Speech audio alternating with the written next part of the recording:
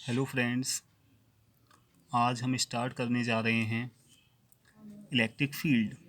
तो electric field का concept क्या है, सबसे पहले हम ये समझेंगे कि इलेक्ट्रिक फील्ड है क्या। Concept of electric field.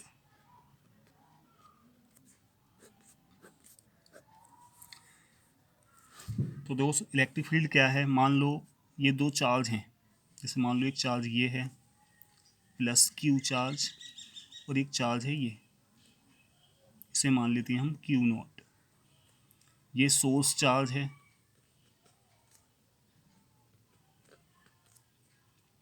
अगर मान लो दोनों चार्ज कैसे हैं, पॉजिटिव, तो ये चार्ज क्या करेगा, इसे रिपेल करेगा, और ये वाला चार्ज क्या करेगा, इसे रिपेल करेगा, क्योंकि हम जानते हैं कि सेम चार्जेज में क्या होता है, रिपल्सन। ये सोर्स चार्ज है। अगर मान लो इसे हम क्या मान लें, फिक्स्ड मान लें कि ये क्या है, फिक्स्ड है, इसे हमने पकड़ लिया है। ठीक है, जब हम इसे पकड़ लेंगे तो ये चार्ज क्या करेगा, इसे रिपेल करेगा, इस पर फोर्स लगेगा इधर की ओर। मान लो इस पर फोर्स क्या है, एफ। ठीक है, अब जब ये फोर्स इस चार्ज को क्या करेगा, रिपेल करेगा, इस पर फोर्स कितना लगा रहा है, एफ। अगर मान लो ये चार्ज यहाँ पर ना हो, मैं इस चार्ज को यहाँ से क्या करूँ, हटा दूँ। अगर मैं इस चार्ज को यहाँ से हटा दूँ तो क्या इस वाले चार्ज पे कोई फोर्स लगेगा, नहीं लगेगा। ठीक है ना। इसका मतलब क्या हुआ कि इस वाले चार्ज पे जो फोर्स लग रहा है वो किसके कारण लग रहा है, इस सोर्स चार्ज के कारण। अगर हम इस सोर्स चार्ज को हटा देंगे तो इस पर कोई भी फोर्स, इस पर कोई भी रिपल्सन नहीं होगा। इसका मतलब फेराडे, इसका इलेक्ट्रिक फील्ड का जो कॉन्सेप्ट दिया था वो फेराडे ने दिया था। तो फेराडे ने ये बताया कि अगर हम इस चार्ज को हटा लेंगे तो इस पर कोई फोर्स नहीं होगा। मतलब इसका मतलब ये हुआ कि ये वाला चार्ज क्या कर रहा है, कुछ ना कुछ ऐसा प्रोड्यूस कर रहा है, कुछ ऐसी इनविजिबल चीज़ जो हमें दिखाई नहीं देती, अपने चारों ओर एक ऐसा स्पेस, एक ऐसा रीजन क्रिएट कर रहा है। वो रीजन क्या, उस अगर ये वाला चार्ज उस रीजन में आएगा तो इस पर क्या लग रहा है, फोर्स लग रहा है, रिपल्सन, ये उसे रिपेल कर रहा है। और यहाँ पे नेगेटिव चार्ज होगा तो ये क्या करेगा, उसे अट्रैक्ट करेगा। तो उसी रीजन को, उसी स्पेस को हम क्या कहते हैं, इलेक्ट्रिक फील्ड कहते हैं। ठीक, या हम ऐसे कह सकते हैं कि इलेक्ट्रिक फील्ड क्या है, वो प्रॉपर्टी है जो रेस्पॉन्सिबल है किसके लिए, इस पर फोर्स अप्लाई करने के लिए। क्योंकि अगर ये चार्ज नहीं होगा तो इस पर कोई भी फोर्स अप्लाई नहीं होगा। मतलब क्या है, electric field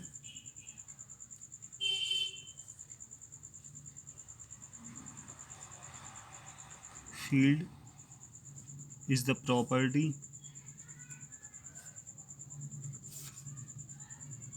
which is responsible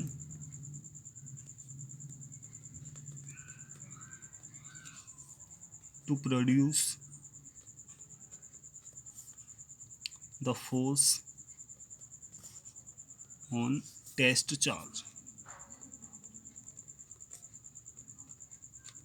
यहाँ पे मान लो ये टेस्ट चार्ज है।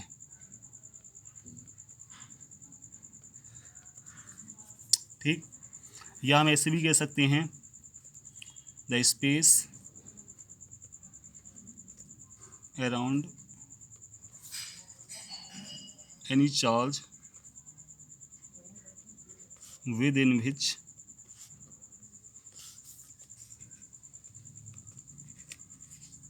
other charges experience a force is called electric field।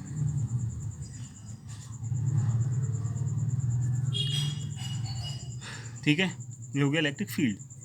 अब इलेक्ट्रिक फील्ड को मेजर कैसे किया जाता है, उसका मेजरमेंट, तो उसके लिए हम डिफाइन करते हैं, मतलब इसके मेजरमेंट को, electric field intensity.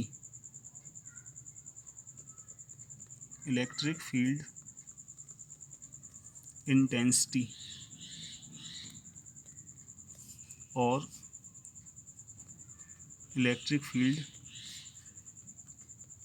Strength. Electric field intensity या इलेक्ट्रिक फील्ड स्ट्रेंथ क्या है, उसके लिए हमें फिर से ये समझना होगा कि ये सोर्स चार्ज है प्लस क्यू, और यहाँ से आर डिस्टेंस पे मान लो ये चार्ज रखा है टेस्ट चार्ज, जो क्या है क्यू नॉट। ये इससे रिपेल करेगा, फोर्स होगा इधर की ओर, ये ठीक। ये सोर्स चार्ज है और ये क्या है, फिक्स्ड है।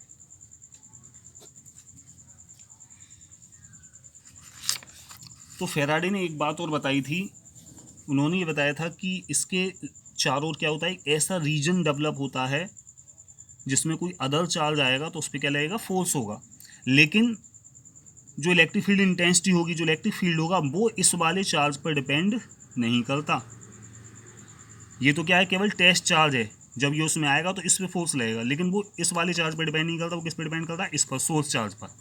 तो उसके लिए हमने क्या किया, यहाँ पे अगर हम दो चार्ज हैं, बीच की डिस्टेंस आर है, कूलाम्स लॉ से इनके बीच फोर्स निकालें तो फोर्स क्या होगा, 1/4πε0 Q not upon are square. ये मैग्नीट्यूड है, अगर डायरेक्शन देखें तो ये आर के वेक्टर फॉर्म में ये होगा।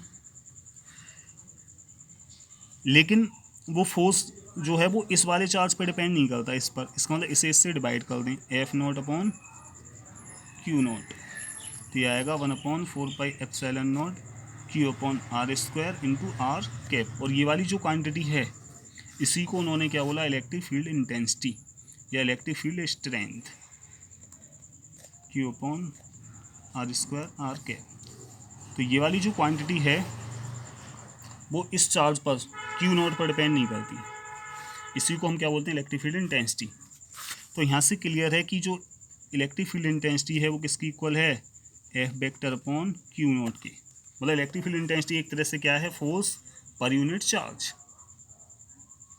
ठीक। जैसे हम ऐसे डिफाइन कर सकते हैं कि electric field intensity at any point in electric field is defined as the force per unit test charge, ठीक। ये electric field intensity vector quantity है, इसकी जो यूनिट होगी वो क्या होगी, न्यूटन पर कूलाम। फोर्स की यूनिट न्यूटन, इसकी कूलाम। एक बात और, इसकी जो डायरेक्शन होगी वो फोर्स की डायरेक्शन, दोनों की डायरेक्शन क्या होगी, सेम। मतलब direction of E vector is same as F vector, उसके सेम होगी। अब यहाँ पर हमने क्या माना है कि जो सोर्स चार्ज है वो क्या है, फिक्स्ड है। तब तो फॉर्मूला क्या है, ये है। अगर मान लो सोर्स चार्ज क्या हो, फिक्स्ड ना हो, फ्री हो, तो उसके लिए क्या होगा, देखें तब क्या होगा। इफ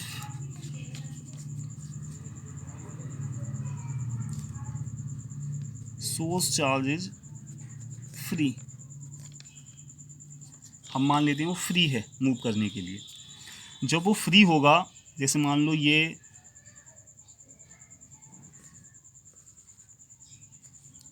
सोर्स चार्ज, ये टेस्ट चार्ज, ये इस पर फोर्स लगा रहा है एफ। और जब ये फिक्स्ड है, हमने इसे पकड़ के रखा है, ये इस पे फोर्स लगाएगा, ये इस पे फोर्स लगाएगा, दोनों एक दूसरे को रिपेल करेंगे। लेकिन जब हमने इसे पकड़ के रखा है, जब हम इसे पकड़ लेंगे तो ये इस पर कोई फोर्स नहीं लगाएगा। मतलब इस पर क्या होगा, नेट फोर्स क्या हो जाएगा, जब हमने इसे फिक्स्ड कर रखा है, ठीक। लेकिन जब ये फ्री होगा तो ये वाला चार्ज भी क्या करेगा, इससे रिपेल करेगा, इस पर क्या लगाएगा, फोर्स लगाएगा। लेकिन डेफिनेशन ये है कि जो हमारा सोर्स चार्ज है उसमें कोई भी डिस्टरबेंस ना हो। इलेक्ट्रिक फील्ड इंटेंसिटी की डेफिनेशन ये है, electric field intensity at any point is defined as the force per unit charge without disturbing the source charge. Source charge में कोई डिस्टर्बेंस ना हो। तो यहाँ पे तो ये फिक्स्ड है, कोई डिस्टर्बेंस होगा ही नहीं। लेकिन जब यहाँ पे ये फ्री होगा, जब ये फ्री होगा तो ये वाला चार्ज क्या करेगा, इससे रिपेल करेगा, ये सोर्स चार्ज क्या हो जाएगा, डिस्टर्ब हो जाएगा। तो हमें क्या करना है, जब ये डिस्टर्ब ना हो, कब नहीं होगा ये डिस्टर्ब, उसके लिए हम क्या करते हैं, यहाँ पर जो टेस्ट चार्ज है इसके लिए मान लेते हैं कि ये क्या है, बहुत ही स्मॉल है, बहुत स्मॉल है, वेरी वेरी स्मॉल चार्ज है। जब ये बहुत स्मॉल चार्ज होगा तो इसके कारण जो प्रोड्यूस इलेक्ट्रिक फील्ड होगा, ये तो इलेक्ट्रिक फील्ड प्रोड्यूस कर ही रहा है, ये भी प्रोड्यूस करेगा, लेकिन जब ये बहुत छोटा होगा टेंस टू जीरो, तो ये कोई भी इलेक्ट्रिक फील्ड प्रोड्यूस नहीं कर पाएगा, मतलब इस वाले चार्ज पर जो फोर्स अप्लाई नहीं कर पाएगा। तब इलेक्ट्रिक फील्ड की जो डेफिनेशन होगी वो होगी limit q not tends to zero F vector upon q not, मतलब लिमिट लगा देते हैं, यहाँ पर लिमिट लगा देंगे जब ये चार्ज क्या होगा, बहुत छोटा होगा। ये फॉर्मूला तब है जब सोर्स चार्ज क्या होगा, हमारा फ्री होगा, यहाँ पर ये फ्री है, ठीक है, तो फॉर्मूला ये होगा। अब डायरेक्शन की जो हम बात कर रहे थे, यहाँ पर पहला पॉइंट है, if source charge is positive, जब हमारा सोर्स चार्ज पॉजिटिव होगा, देखिए मान लो ये एक सोर्स चार्ज है आर डिस्टेंस पर, अभी देखो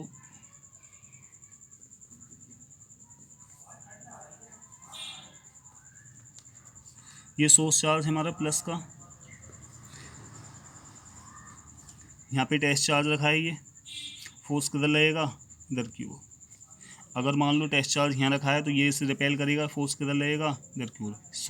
टेस्ट चार्ज होता है वो ऑलवेज क्या होता है, पॉजिटिव होता है, हमेशा प्लस का होता है।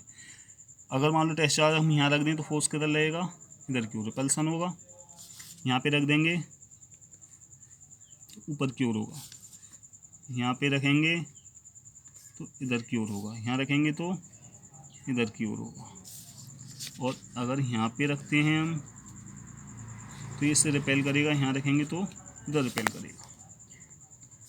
फोर्स जो होगा वो बाहर की ओर होगा। तो अगर सोर्स चार्ज हमारा पॉजिटिव है तो टेस्ट चार्ज को क्या करेगा, ये बाहर की ओर रिपेल करेगा। तो यहाँ पे क्या होगा, जो फोर्स की डायरेक्शन है उसी डायरेक्शन में क्या होता है, इलेक्ट्रिक फील्ड अभी हमने बताया था। तो इलेक्ट्रिक फील्ड की जो डायरेक्शन होगी वो along the line joining the source charge and test charge and away from the source charge से बाहर की ओर होगा। Line joining the source charge and test charge and away from the source charge. इसे हम एक वर्ड में लिख सकते हैं कि डायरेक्शन जो होगी वो क्या होगी, radially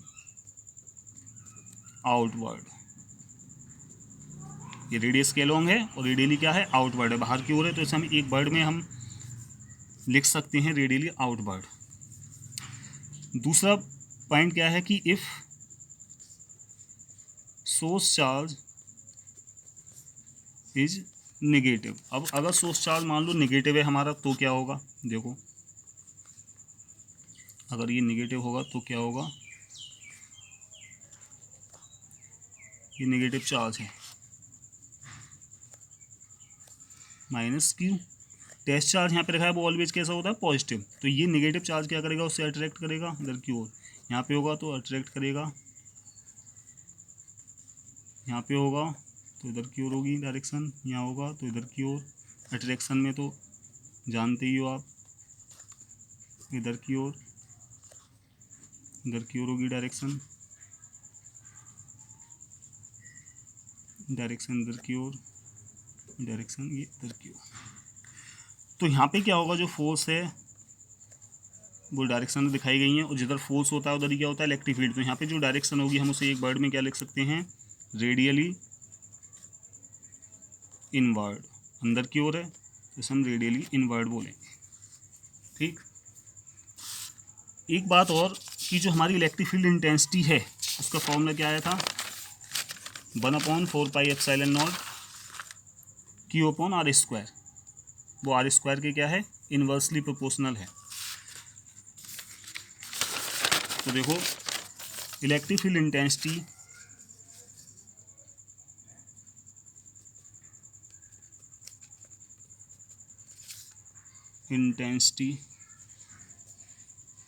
has spherical symmetry.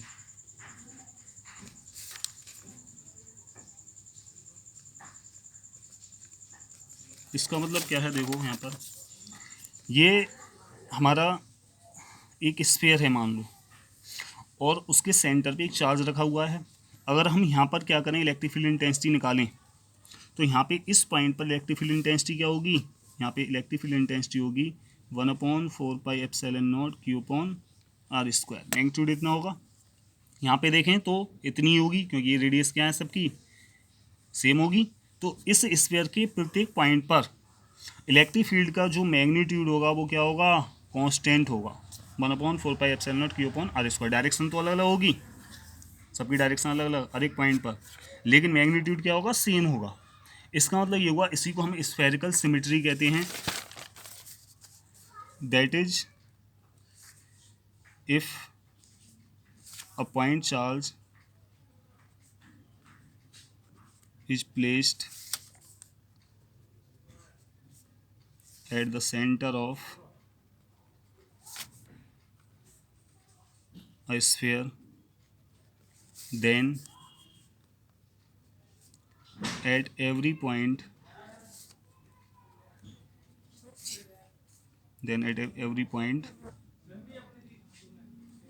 of a sphere the magnitude of